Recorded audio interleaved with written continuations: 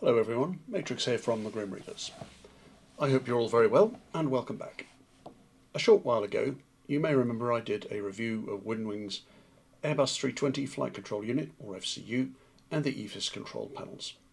At that time, nice though it was to have the A320 FCU and EFIS control panels, I felt the set was incomplete without the A320 MCDU, or Multifunction Control and Display Unit. Fortunately for us, Winwing have now produced an Airbus A320 MCDU along with some Boeing equivalents, and they're available now on the website for pre-order. Winwing have very kindly sent me a pre-production version of the A320 MCDU, and I'm going to be reviewing that today. I'm also going to be looking at some changes to their SimApp Pro application. Now let's have a look at the Winwing A320 MCDU.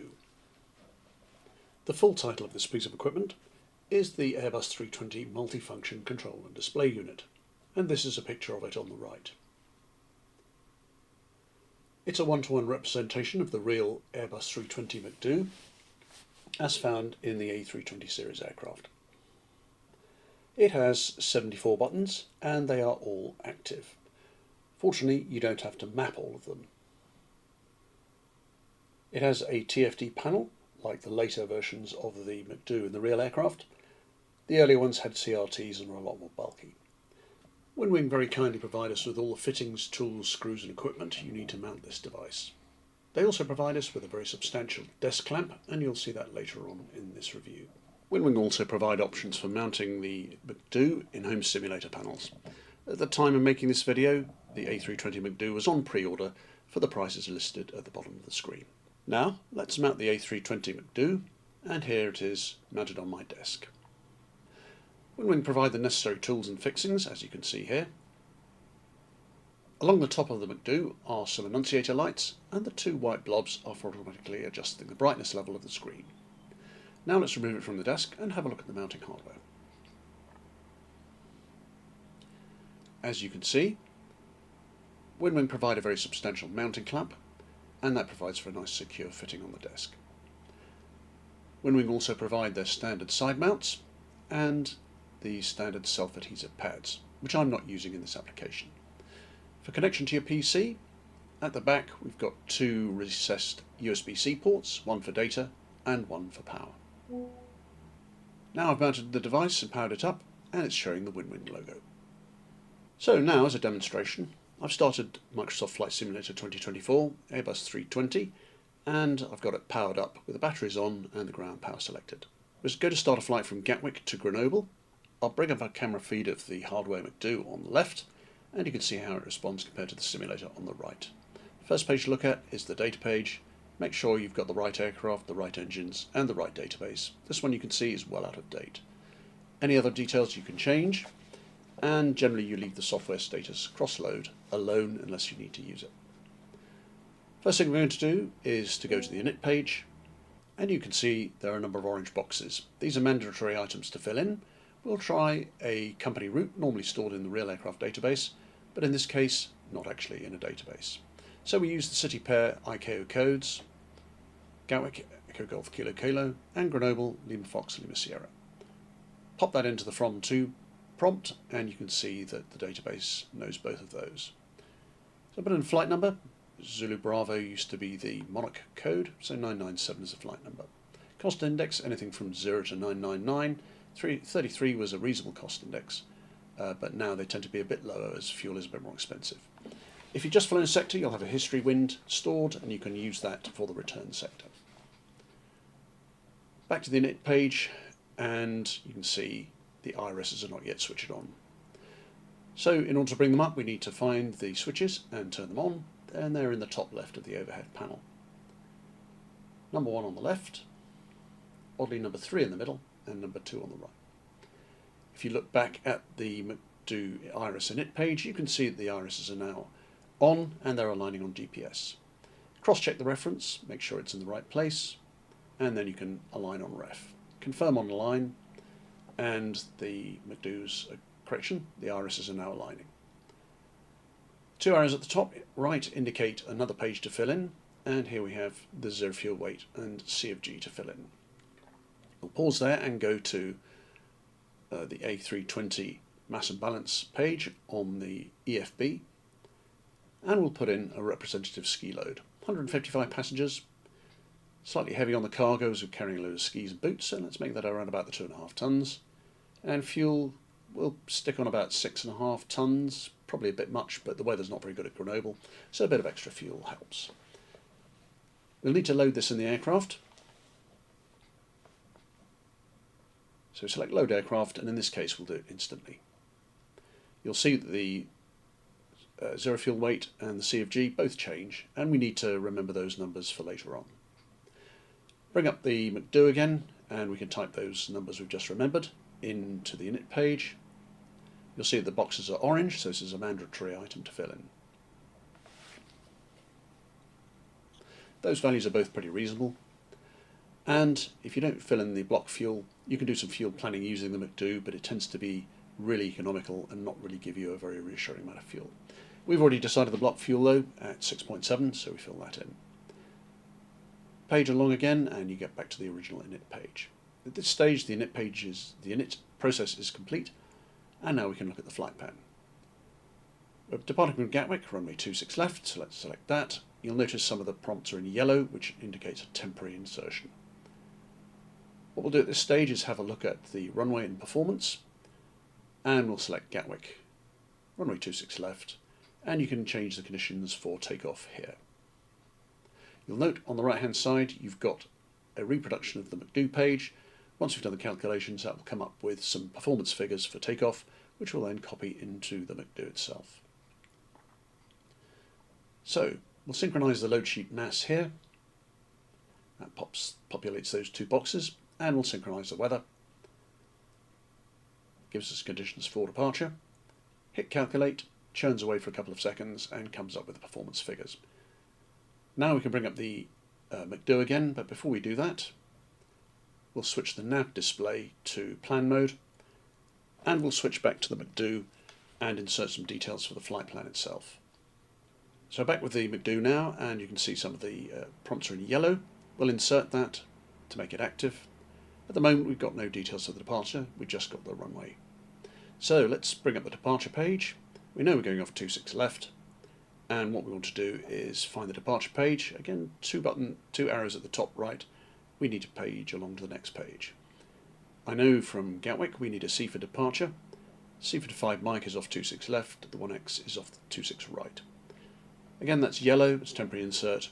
Happy with that, and you can cross-check on the nav display. Insert that to make it active, and you can scroll through the departure just to make sure it's what you expect on the nav display. Switching to Grenoble, the destination, we know that we want to do an RNAV 27 arrival as the weather and the wind favour that runway. Not as familiar with Grenoble, so I'm not quite sure which arrival we're going to do, but you can use the MCDU to scroll through the arrivals, and you can try out each one temporarily to see if they match your expected arrival.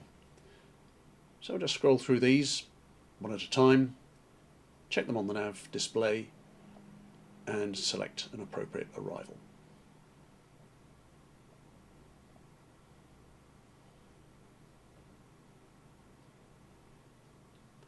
Okay, so that arrival's from the northwest. Typically it is the last one that you can select.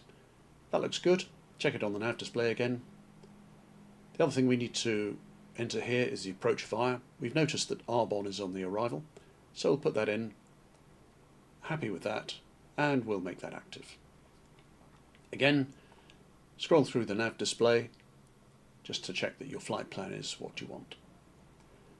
Note there's a discontinuity in the flight plan at the moment, but we'll come back to that.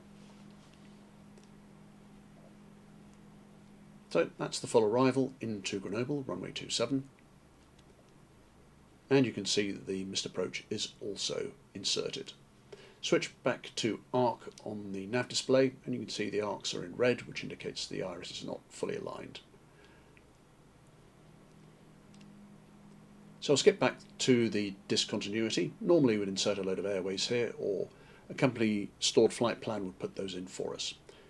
Clear the discontinuity, and you've now got a complete flight plan. Check the estimated fuel on board at arrival, 3.5 tons, and that is sufficient. RadNav page will leave blank as we want to use auto-tuning to allow the flight management and guidance computers to use that as a backup for positioning. Secondary flight plan we'd normally copy and modify for a return back to Gatwick, but I won't do that in this case. Now we can come to the performance pages and we can go back to the EFB, and you can see on the top right you've got a model of the MCDU page for takeoff performance. Fill in the mandatory boxes with V1, V2 and VR.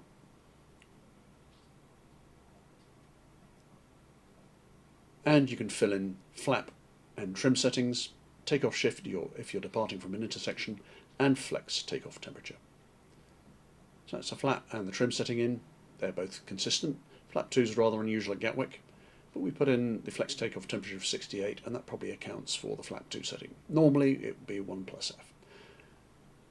Engine out and standard acceleration and thrust reduction heights are standard, and we can page through the performance pages just to make sure that they're as complete as we need to be at this stage of the flight.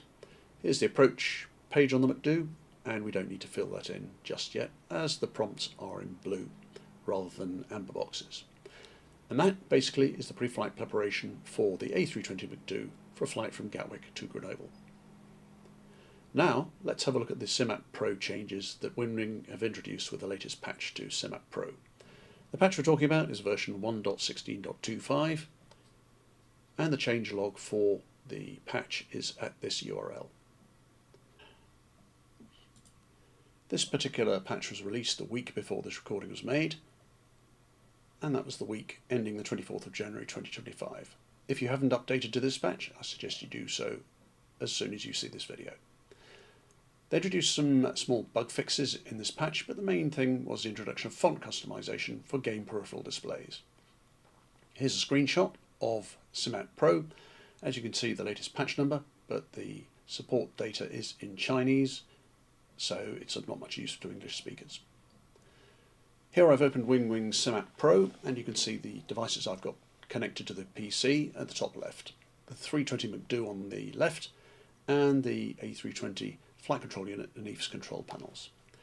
Winwing's SimApp Pro layout hasn't changed very much. You've got the usual tabs at the top. So you've got the environment check, virtual device mapping, key binding, dynamic vibration motor, and the game peripheral display. This is the one we're going to look at. The others haven't had many changes. So click on game peripheral display. At the top left you've got the devices that can be used with Winwing SimApp Pro. The military multifunction displays you can use with DCS with all these aircraft, and BMS Falcon clearly only with the Falcon. We haven't got that connected, so you can see the red error in the environment messages. Got the 320 MCDUs selected and their equivalents for the Boeings as well. Switching back to the 320 MCDU, I'm going to bring up the camera feed of the hardware MCDU on the right, and I've selected the screen layout settings page. Down here you've got settings to adjust the position of the display on the screen, and underneath you can adjust the width and height of the various characters. And up here we have the preview. So let's change, say, the height of the characters, and as you can see the preview page changes. Let's apply that. That should pop up on the MCDU in a moment. There you go. Sorry it's a bit bright, it does reduce the legibility somewhat, but I can't see any settings to change the brightness. No real reason why we want the display like that, so let's restore it to its default. Click Apply. Sometimes it needs a bit of a positive click, but that seems to have reset quite happily. Now let's have a look at the screen colour settings. And this allows you to change the standard colours on the left and remap them to a colour on the right. So let's take the white characters and remap that to a green colour. Click Apply. Now it doesn't seem to have registered. Let's try again. Select a nice bright green colour, apply that, and let's apply that to the MCDU itself. There you can see the colours have changed and they've come up green on the MCDU. Slight bug in that the characters on the preview page don't actually change colour. So let's clear that colour mapping, apply that, and the MCDU reverts to the standard colour. Now let's have a look at the font management page, and this is probably the most important of the changes they've introduced. Down at the bottom you have the default font. This has an extension I don't associate with fonts, so I'm not really sure where that has come from. It's the default font for this MCDU though. If you want to change it, let's say change it to Chiller, which is a standard font on my PC, and let's apply that. You can see the changes made on the hardware MCDU. If you want to make the display completely illegible, let's select a font like Jokerman. Let's apply that. And you can see the change becomes apparent on the MCDU. You want to try, say, Chiller? Apply that.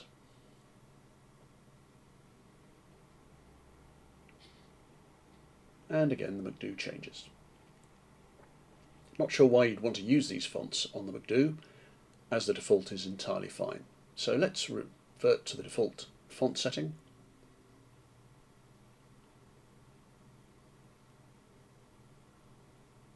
And that changes again, and this time it's rather more legible.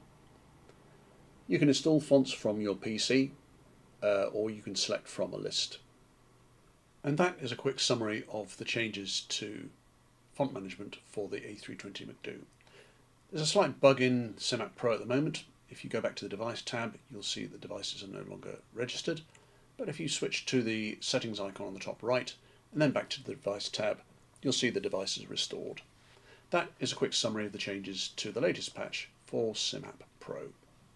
Now, let's have a summary of the A320 MCDU. As mentioned, this is a 100% scale replica of the MCDU found in the real Airbus A320 series aircraft, and currently it's available on pre-order. There are equivalents available for the Boeing 747-400, 777 and the new generation 737. Winwing provide nice solid mounting options for this for a secure fit to your desktop, and there are two USB-C connections on the rear of the device. On the whole, I'd say this is excellent value for Airbus enthusiasts or for those building an Airbus home simulator, and I'd give it a thorough recommendation. As ever, thank you very much for watching, and I'll see you next time.